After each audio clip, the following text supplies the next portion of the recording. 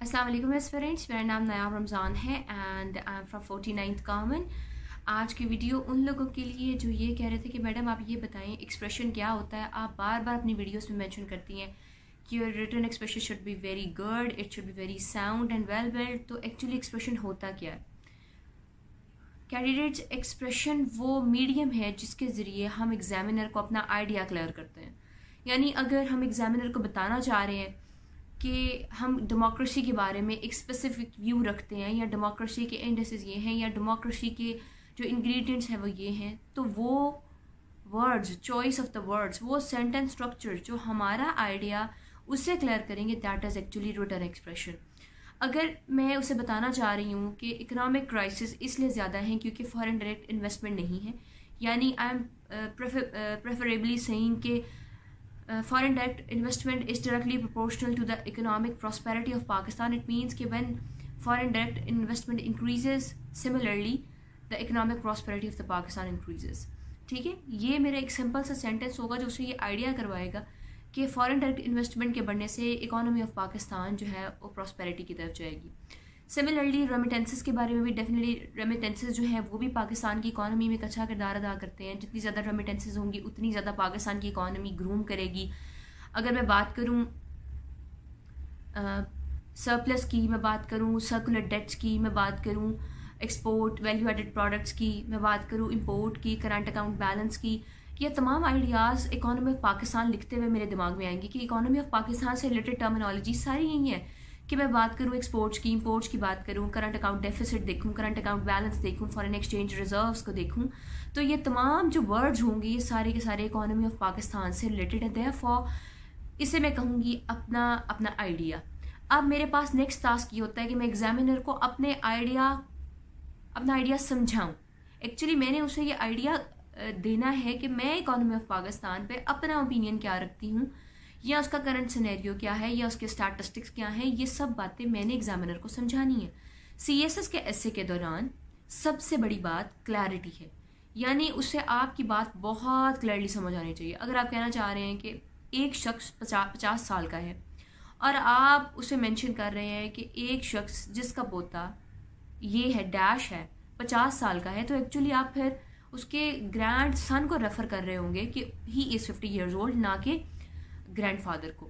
अब देखिए आप गलती क्या करते हैं, व्हेन यू राइट तो आप कभी भी जो है ना पंक्चुएशन का ख्याल नहीं रखते। जहाँ पे कोमा आना चाहिए वहाँ कोमा नहीं होता, जहाँ कॉलन सेमी कॉलन आने चाहिए वहाँ वो नहीं होते। इससे होता क्या है कि आपका जो आइडिया होता है ना एग्जामिनर को प्रॉपरली नहीं पहुँचता, उसे समझ नहीं आता कि आप एक्चुअली कहना क्या चाह रहे हैं। मैं एसेस की वैल्यूएशन के दौरान फील करती हूँ कि एस्पिरेंट्स जो है ना उन्हें ये नहीं पता कि प्रॉपर जो सेंटेंस के पॉजेज होते हैं वो कौन से होते हैं। जब आप प्रॉपर पॉजेस को मेंशन नहीं करते, जब आप प्रॉपर पंक्चुएशन यूज़ नहीं करते, आपकी ग्रामेटिकल मिस्टेक्स होती हैं, आपकी जो यूसेज ऑफ द ग्रामर है वो करेक्ट नहीं है, तो इसके बाद ये एक्सपेक्ट करना कि वो उसे आपका आइडिया क्लियरली समझ आ जाएगी, ये तो वैसे ही बहुत इनएडिक्वेट सी बात है। अब ये देखें कि जब भी कभी हम एक्सप्रेशन शो करते हैं हमने दो बेसिक बातों का ख्याल रखना है हमेशा अपने इंग्लिश एक्सप्रेशन में। The first is the clarity. Sentence की फॉर्मेशन ऐसे हो कि एग्जामिनर को एडवांस पता चल जाए कि आप किसी भी टॉपिक पर कहना क्या चाह रहे हो। ठीक है, आप क्या कहना चाह रहे हो। आपने बहुत ज़्यादा सीएसपी से सुना होगा, वो हमेशा ये कहते हैं कि क्लैरिटी होनी चाहिए, क्लैरिटी होनी चाहिए। तो क्लैरिटी तभी आएगी जब आप उसे शो करेंगे कि आप कहना क्या चाह रहे हैं, आपका ओपिनियन किसी स्पेसिफिक टॉपिक पे क्या है। For example you are writing an essay, is Pakistan ready for the digital revolution, you have to show your stance कि yes sir Pakistan is ready for the digital revolution, और no sir Pakistan is not ready for the digital revolution। और definitely आप yes no directly तो नहीं कह देते, आप एक प्रॉपर सेंटेंस की फॉर्मेशन करते हैं और सेंटेंस की फॉर्मेशन के बाद उसे समझाते हैं कि पाकिस्तान रेडी है डिजिटलाइजेशन के लिए या पाकिस्तान इज़ नॉट प्रिपेयर्ड। अब ये सारी बातें तो मैंने आपको बताई कि आपने क्लैरिटी कैसे प्रोड्यूस करनी। क्लैरिटी प्रोड्यूस करने के लिए आपको करेक्ट यूसेज ऑफ ग्रामर आना चाहिए, करेक्ट यूसेज और प्रॉपर पंक्चुएशन आनी चाहिए। आप अगर डेमोक्रेसी पे ऐसे लिख रहे हैं तो डेमोक्रेसी का जो सेंटेंस है जिसमें आप अपना स्टांस ले रहे हैं या जो पूरे ऐसे में फॉर्म करते हैं, उन तमाम सेंटेंसेस में इतनी क्लैरिटी हो कि उसे आपका स्टांस भी समझ आए और जो क्रिटिकल थिंकिंग आप डिपिक्ट करने की कोशिश कर रहे हैं उसे वो भी समझ आए। This is the first rule of showing the English good English expression. दूसरा, यानी पहली बात तो क्लैरिटी होगी, अपने ऐसे को खुद इवेल्युएट करके देखें कि क्लैरिटी है या क्लैरिटी नहीं है। अगर आप एक्टिव पैसिव के रूल्स पढ़ लेते हैं, आपको पता है कि एक्टिव केस यहाँ पर होगा या पैसिव केस यहाँ पर होगा, प्रॉपर टेंसेस के रूल्स को पढ़ते हैं, आप देखते हैं कि नाउन क्या है, प्रोनाउन क्या है, जितने भी पार्ट्स ऑफ स्पीच हैं आप उनके जितने भी प्रॉपर रूल्स हैं उन्हें स्टडी करते हैं। इन रूल्स को स्टडी करने के बाद अगर आप उन्हें अप्लाई नहीं करते तो आपके जो आपने रीडिंग की होती है या जो आपने पढ़ा होता है वो सारा वेस्ट हो जाता है। ये सारा वेस्टेज ऑफ आपका वेस्टेज ऑफ टाइम भी है, और इसके साथ साथ आपका एक्सप्रेशन भी कभी डेवलप नहीं हो सकता। एक्सप्रेशन डेवलप करने के लिए जो क्लैरिटी रिक्वायर्ड है उसमें सबसे पहले ये है कि आप करेक्ट यूजेज ऑफ ग्रामर करें, आप ग्रामर को करेक्टली यूज़ करें। ग्रामर को करेक्टली कैसे यूज़ करते हैं, अगर आप कोई नाउन इस्तेमाल कर रहे हैं तो आपको नाउन की काइंड्स पता हो और नाउन कहाँ पर इस्तेमाल होगा वो पता हो। ग्रेजुएशन के लेवल पे सिखाया जाता है, बहुत सारे एफएससी के स्टूडेंट्स भी पूछते हैं, एफए के स्टूडेंट्स भी कि मैम हमने इंटेंट किया कि हम आगे जाके सीएसएस करेंगे तो हम फिर कैसे करेंगे। उनकी गाइडेंस के लिए, उनके इंस्ट्रक्शंस के लिए उन्हें बता दूं कि ग्रेजुएशन में भी आपको सिखाया जाता है कि फर्नीचर्स नहीं होता, सिनरीज का लफ्ज़ नहीं इस्तेमाल करते। इसी तरह एडवाइसेस नहीं कह सकते, I have to say pieces of advice, ठीक है, I have to convey the pieces of advice, I can not convey advices. ये बातें आपको ग्रेजुएशन लेवल पे भी सिखाई जाती हैं। आप करते क्या है कि आप ग्रेजुएशन के लेवल पे जितने भी रूल्स होते हैं ग्रामर के उन्हें इग्नोर करके आप जंप करते हैं टू द हायर बुक्स, यानी हाई लेवल बुक्स, और आप समझते हैं कि अगर मैं बहुत मुश्किल से कोई किताब पकड़ूंगा तो उससे मेरी ग्रामर अच्छी हो जाएगी। ऐसा नहीं है, आपको सबसे पहले बेस बनानी पड़ती है। बेस बनाने के लिए आपको जितने भी पार्ट्स ऑफ स्पीच है उनके प्रॉपर रूल्स को स्टडी करना है, आपको एक्टिव पैसिव डायरेक्ट इनडायरेक्ट के रूल्स को पढ़ना है, आपको टेंसेस के जितने भी रूल्स हैं उन्हें स्टडी करना है। रूल्स को स्टडी करने के बाद आपको ये देखना है कि जब मैं कोई सेंटेंस फॉर्म करता हूँ या करती हूँ तो क्या मैं उन रूल्स को फॉलो करता हूँ या नहीं करता। अगर आपको ये पता है कि जब कभी पास्ट इंडेफिनिट को इस्तेमाल करते हुए जब भी वॉज आएगा तो आगे वर्ब नहीं आएगा, आपने once you have read this rule, मुझे उम्मीद है कि इसके बाद आप गलती नहीं करेंगे। आप डेफिनेटली CSPs की वैल्यूएशन की तरफ जाना चाहते हैं। वैल्यूएशन बहुत इंपॉर्टेंट होती है और आप लोगों को मैं एडवाइस भी करूंगी कि वैल्यूएशन करवाया करें, अच्छे टीचर्स को अपने ऐसे सेंड करें, उनसे कहें कि हमारी वैल्यूएशन करें, जो कि आपको लगे कि वाकई ही और she is a very good teacher. लेकिन अगर आप फॉर एग्जाम्पल नहीं अभी वैल्यूएट करवाना चाह रहे, आप समझते हैं कि मैं बेसिक लेवल पे हूँ और मैं घर पे रहना चाह रहा हूँ या आई कैन नॉट अफोर्ड या बहुत सारे मसाइल होते हैं, तो आप कोशिश ये करें कि आप सबसे पहले अपने आप को सेल्फ इवेल्युएट करें कि क्या मैंने अगर डायरेक्ट इनडायरेक्ट में से कोई सेंटेंस इस्तेमाल किया है, डायरेक्ट लिखा है कोई सेंटेंस, तो मैंने ग्रामर के डायरेक्ट रूल्स फॉलो किए हैं या नहीं किए। अगर मैंने पैसिव वॉइस इस्तेमाल किया है या एक्टिव वॉइस इस्तेमाल किया है हैविंग सोर थ्रोट, अगर मैंने डायरेक्ट सेंटेंस इस्तेमाल किया है या मैंने एक्टिव या पैसिव इस्तेमाल किया तो क्या मैंने रूल्स को फॉलो किया है या नहीं किया। अगर मैंने कहीं पे नाउन पुट किया है या कहीं मैंने एडजेक्टिव का इस्तेमाल किया है तो क्या मैंने एडजेक्टिव को प्रॉपर यूज़ किया है या प्रॉपर यूज़ नहीं किया। अगर मैंने एडजेक्टिव के रूल्स फॉलो नहीं किए तो उसका मतलब है कि मैं अपने एक्सप्रेशन में क्लैरिटी पैदा नहीं कर सकता। जब मेरे एक्सप्रेशन में क्लैरिटी नहीं होगी, एक्सप्रेशन में करेक्ट यूसेज नहीं होगा, तो डेफिनेटली मैं फेल हो जाऊंगा ऐसे में, ठीक है। ऐसे पास करने के लिए सबसे पहली बात क्लैरिटी है, और दूसरी बात जो लोग कहते हैं वो ये कि सिंप्लिसिटी होनी चाहिए। देखिए, आप मेरी बात ध्यान से सुने, मैं हमेशा आपको ये कहती हूँ कि कम्प्लेक्स सेंटेंस स्ट्रक्चर इस्तेमाल करें, तो मैं ये हरगिज़ नहीं कहती कि आप पहली लाइन से लेकर लास्ट लाइन तक कम्प्लेक्स सेंटेंस स्ट्रक्चर इस्तेमाल करें। मैंने हमेशा ये समझाया है कि आप एक कॉम्बिनेशन रखें, अमलगमेशन होना चाहिए, क्योंकि जिससे अच्छा एक्सप्रेशन आता है ना, वो कभी ऐसा नहीं कर सकता कि वो फर्स्ट लाइन से लेकर लास्ट लाइन तक सिर्फ सिंपल सेंटेंस स्ट्रक्चर लिखे। सिंपल सेंटेंस स्ट्रक्चर लिखने में और सिंपल लिखने में फ़र्क होता है। सिंपल लिखने का मतलब है कि आप कोई भी सेंटेंस स्ट्रक्चर इस्तेमाल करें लेकिन आपका आइडिया क्लियर हो, ठीक है। जबकि सिंपल सेंटेंस स्ट्रक्चर ऐसा स्ट्रक्चर है जो कि एक ही इंडिपेंडेंट क्लॉज पे बेस करता है। जैसे मैं फॉर एग्जांपल मैं कहूँ I want to go to Islamabad, अब आगे मैं एंड नहीं कह सकती। जैसे ही मैंने एंड कहा तो ये फ़ौरन एक सिंपल सेंटेंस स्ट्रक्चर से कंपाउंड हो जाएगा, ठीक है। कंपाउंड में दो इंडिपेंडेंट क्लॉजेज होती हैं। जैसे ही मैंने येट, बट, ऑल दो, आफ्टर लगाया और एक डिपेंडेंट और इंडिपेंडेंट क्लॉज को मिक्स करके लिखा तो वो फॉरन कम्प्लेक्स सेंटेंस स्ट्रक्चर बन जाएगा। इसमें कुछ भी कम्प्लेक्स नहीं है, लेकिन एक्चुअली जो लोग ग्रामर से फेमिलियर नहीं है वो समझते हैं कि मैडम ने आप कह रही हैं कि आप बहुत कम्प्लेक्स लिखें और इतना मुश्किल लिखेंगे, एग्जामिनर कहे कि वाओ। जबकि मेरे समझाने का मकसद ये है कि आप इतना आसान ना लिखें, इतना आसान स्ट्रक्चर ना इस्तेमाल करें जो कि बचकाना फीलिंग दे। Definitely you are coming into the competition, आप कम्पीट कर रहे हैं पूरे पाकिस्तान के एस्पिरेंट से।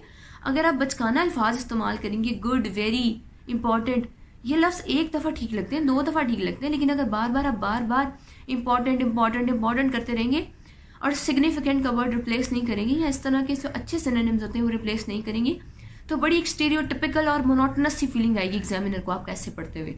देयरफॉर मैं ये समझाती हूँ कि वर्बोसिटी नहीं करनी।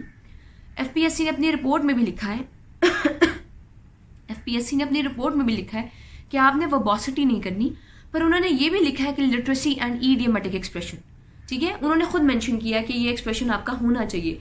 इसीलिए मैं आपको समझाती हूँ कि जब आप लिखते हैं तो कम से कम इतनी अच्छी वोकैबुलरी तो इस्तेमाल करें जो कि एग्जामिनर को समझ आए। जब तक आपकी बात यह है कि मैडम अगर कोई डिफिकल्ट वर्ड यूज़ करूँगा उसे समझ आएगी या नहीं समझ आएगी, तो एस्पिरेंट्स वो इतने एक्सपीरियंस्ड होते हैं, डेफिनेटली ही और she is a government official और अ प्रोफेसर ऑफ यूनिवर्सिटी, वो इतने एक्सपर्ट होते हैं कि आप जिस लफ्ज़ को बहुत मुश्किल समझ रहे होते हैं उनके लिए तो वो बहुत ही ईजी होता है, क्योंकि उन्होंने सारी ज़िंदगी अखबार पढ़े होते हैं, सारी ज़िंदगी एक अच्छी क्वालिटी बुक्स को पढ़ा होता है, देयरफॉर उन्हें पता होता है कि इस लफ्ज़ का क्या मतलब है। अगर मैं क्रूशल लिखने के बाद, क्रूशल जैसा लफ्ज़ लिखने के बाद सोचूं कि शायद उसे मेरी समझ नहीं आएगी, तो ये मेरा बचकानापन होगा। मेरे लिए वो लफ्ज़ मुश्किल हो सकता है क्योंकि मैंने फर्स्ट टाइम स्टडी किया, लेकिन एग्जामिनर के लिए वो लफ्ज़ मुश्किल नहीं होता जो कि आप लोगों के 10-20 हज़ार लोगों के पेपर्स को देख रहा होता है, ठीक है। अब ये बात कि एक्सप्रेशन के लिए क्या रिक्वायर है, एक्सप्रेशन के लिए 2 बातें रिक्वायर हैं जो कि फिर आपको बताऊंगी। The first is the clarity. Clarity तब आएगी जब आपको प्रॉपरली पंक्चुएशन इस्तेमाल करते हुए, करेक्ट यूसेज के साथ प्रॉपर टर्मिनोलॉजी इस्तेमाल करते हुए अपना आइडिया क्लियर करना आएगा। जब आपको आइडिया क्लियर नहीं करना आ रहा, आप कहना कुछ और चाहते हैं, कह कुछ और देते हैं। जैसे बहुत सारे एस्पिरेंट्स जिनके ऐसे जब मैं इवेल्युएट करती हूँ तो वो मुझे, जब मैं उन्हें कहती हूँ आपने ये क्यों लिखा, तो आगे से एस्पिरेंट का जवाब ही होता है मैडम मैंने ये इसलिए लिखा क्योंकि मैं कहना ये चाह रहा था। उसे इस बात से कोई गर्ज नहीं कि आप कहना क्या चाह रहे हैं, वो वही देखेगा जो ऑन पेपर होगा, उसे तो वही दिखेगा जो कि ऑन पेपर होगा। इसलिए सबसे पहले अपने सेंटेंस में क्लैरिटी प्रोड्यूस करें। क्लैरिटी तब आएगी जब आपको खुद सेंटेंस का मीनिंग पता चल रहा हो कि मैं क्या लिख रहा हूँ। सेकेंडली आपने कोशिश ये करनी है कि आप वोकैबुलरी को ज़रा बेहतर तौर पे इस्तेमाल करिए। सिंपल बचकाना लफ्ज़ लिख देना आपको किसी डिग्री में पास तो करवा सकता है, लेकिन ऐसे राइटिंग में कंपटीशन में नहीं आप फॉल कर सकते। This is a competition. Try to realize कि ये कंपटीशन है। कंपटीशन में 1-2 दफ़ा आसान अल्फाज इस्तेमाल कर लें, लेकिन मैं ये नहीं कहती कम्प्लेक्स लिखें, लेकिन एटलीस्ट इतने अच्छे अल्फाज तो हों कि अंदाज़ा हो कि आप एक मेच्योरिटी के लेवल पे लिख रहे हैं। फिर जो आप शॉर्ट वर्ड्स यूज़ कर देते हैं, वुडन, शुडन, कुडन कह देते हैं, ये बड़े इनफॉर्मल तरीका होता है। एक्सप्रेशन में एफपीएससी के लेवल पे एक्सप्रेशन में इनफॉर्मल तरीके को सख्त नापसंद किया जाता है, और आपको इस बात को रियलाइज़ करना आपके लिए बहुत ज़रूरी है कि इनफॉर्मल राइटिंग से आप नहीं पास हो सकते। एक्सप्रेशन में क्लैरिटी का होना और आपका गुड वोकैबुलरी इस्तेमाल करना, ईडियम्स अच्छे इस्तेमाल करना ज़रूरी है, लेकिन ये नहीं कि वर्बोसिटी करें या सुपरफ्लुअस हो जाए, सुपरफ्लुअस किस्म की लैंग्वेज इस्तेमाल करें। इससे एफपीएससी ने मना किया है, लेकिन इस बात से मना नहीं किया कि अगर आप अच्छा लिखें, अच्छे अल्फाज इस्तेमाल करें और ऐसे में अपना आइडिया क्लियर करें तो आपका एक्सप्रेशन खुद ब खुद इम्प्रूव हो जाएगा। इस प्रैक्टिस के लिए आपने लिखना है, लिख कर आपने खुद देखना है, आपने आपको पहले सेल्फ इवेल्युएट करना है कि मेरा आइडिया मुझे क्लियर है या नहीं क्लियर। अगर मैं एफपीएससी का एग्जामिनर हूँ तो मुझे खुद ही आइडिया क्लियर होगा या नहीं क्लियर होगा। सेकेंडली आप जो एक शॉर्ट वर्ड लिख देते हैं, जैसे आप लिख देते हैं for example factors which prove that Pakistan is moving towards the digital revolution, नीचे आप लिख दे ई कॉमर्स। ई कॉमर्स क्या, what e commerce, at least try to explain it in 2-3-4 words, जो उसे ये भी समझाए कि हाँ आपको पता है। सिर्फ एक वर्ड लिख देना या फिर इतनी कम्प्रहेंसिव, आप लोगों को आउटलाइन का स्ट्रक्चर भी नहीं आता, बहुत बचकाना किस्म की आउटलाइंस बनाते हैं। आउटलाइन को कम्प्रहेंसिव होना चाहिए, आउटलाइन डिटेल्ड भी हो और एसे का स्केच भी दे, फिर ही आप अच्छे एक्सप्रेशन शो कर पाते हैं। तो लास्ट में मैं वीडियो के लास्ट में रिवाइज करूंगी कि मैंने इस पूरी वीडियो में ये बताया sorry I have a sore throat, therefore voice में थोड़ा सा आपको मसला हो रहा होगा। मैंने ये समझाया कि एक तो क्लैरिटी होनी चाहिए, और क्लैरिटी होने के साथ साथ आपकी वोकैबुलरी, आपकी यूसेज ऑफ ग्रामर करेक्ट होनी चाहिए। अगर ये 3 चीज़ें आप डेवलप कर लें और रेलिवेंट टर्मिनोलॉजीज इस्तेमाल करें तो आपके एक्सप्रेशन में बहुत इंप्रूवमेंट आ जाएगी। अपना ख्याल रखें। इंशाल्लाह नेक्स्ट वीडियो में मैं बताऊंगी कि एक्सप्रेशन को फर्दर कैसे इम्प्रूव किया जा सकता है और वोकेबलरी को हम कैसे लर्न करते हैं। अपना ख्याल रखें। अल्लाह ने के बाद।